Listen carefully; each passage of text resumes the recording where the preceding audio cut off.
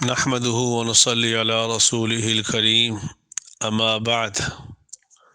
وعن جابر رضي الله تعالى عن النبي صلى الله عليه وسلم قال: إذا أدخل الميت القبر مثلت له الشمس عند غروبها فيجلس يمسح عينيه ويقول دعوني أصلي، أو كما قال عليه الصلاة والسلام: يا رب صل وسلم دائما أبدا على حبيبك خير الخلق كلهم۔ حضرت جابر رضی اللہ تعالی عنہ سے روایت ہے، وہ محمد عربی صلی اللہ علیہ وآلہ وسلم سے نقل فرماتے ہیں کہ اللہ کے نبی صلی اللہ علیہ وسلم نے فرمایا: اذا ادخل المیت القبر، جب میت کو قبر میں رکھا جاتا ہے، جب میت کو قبر میں رکھا جاتا ہے۔ میرے بھائیوں، ایک دن آنے والا ہے، مجھے بھی قبر میں رکھا جائے گا، آپ کو بھی قبر میں رکھا جائے گا، اس قبر کی تیاری کرو۔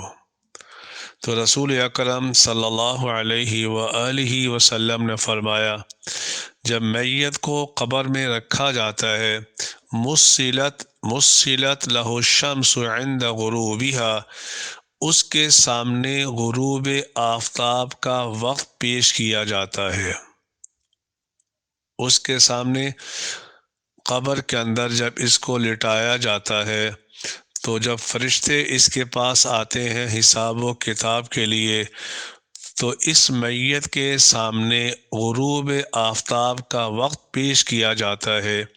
یہ دیکھ رہا ہوتا ہے کہ ابھی کچھ دیر کے بعد سورج غروب ہونے والا ہے، چاہے اس کو رات 2 بجے دفن کیا جائے، چاہے صبح دفن کیا جائے۔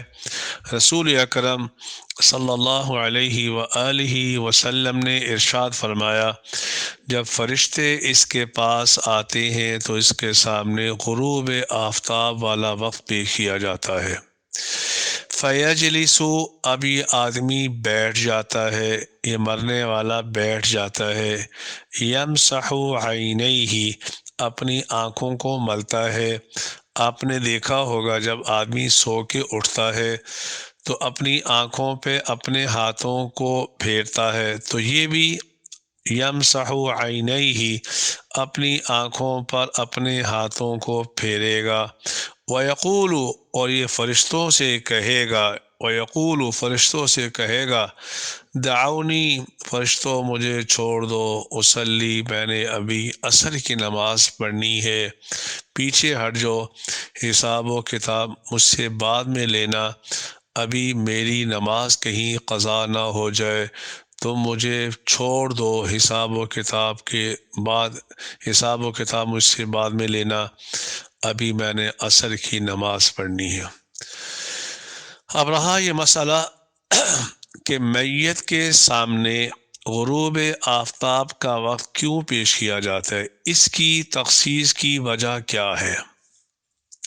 حافظ ابن حجر العسقلانی رحمہ اللہ تعالی نے شرح بخاری کے اندر نقل کیا ہے، لأن الغالب ان ابتداء السفر یکون اول النہار، کہ عموماً انسان اپنے سفر کی ابتدا دن کے اول حصے سے کرتا ہے، اور اپنے سفر کی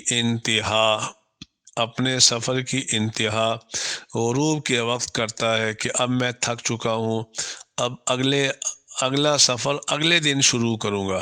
اہل عرب کے ہاں بھی یہ رواج تھا کہ وہ اپنے سفر کی ابتدا اول یوم سے دن کے شروع حصے میں کیا کرتے تھے۔ جب سورج غروب ہونے کا وقت آتا ہے تو اب وہ کہتے تھے کہ اب اگلا سفر کل شروع کریں گے، رات کو ہم نے یہاں آرام کرنا ہے۔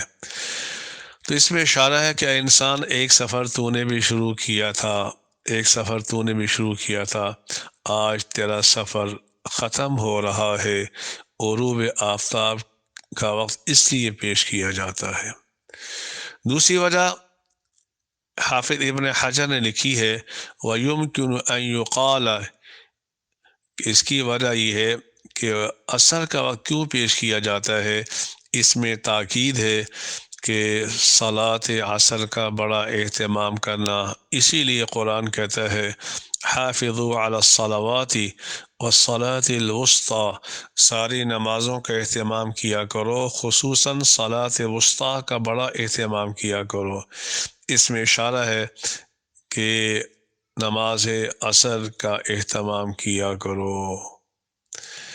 تیسری وجہ علماء محدثین نے یہ نقل کی ہے والازہر ان الغروب اشارۃ الی ارتحالہ من الدنیا وزوالہ وغروبہ، اشارہ کر دیا کہ جیسے سورج غروب ہونے والا ہے اسی طرح یہ دنیا کا سسٹم بھی غروب ہونے والا ہے، اب آخر کی تیاری شروع کر دے۔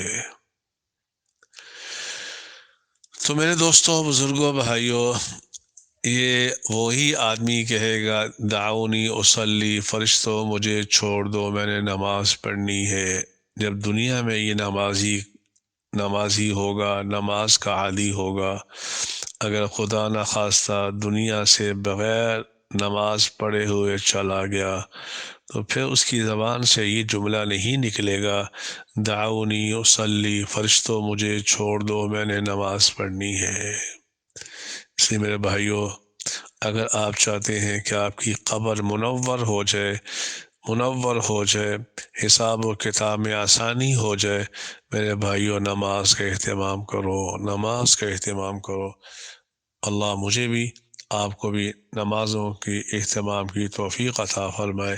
وآخر دعوانا ان الحمد للہ رب العالمین۔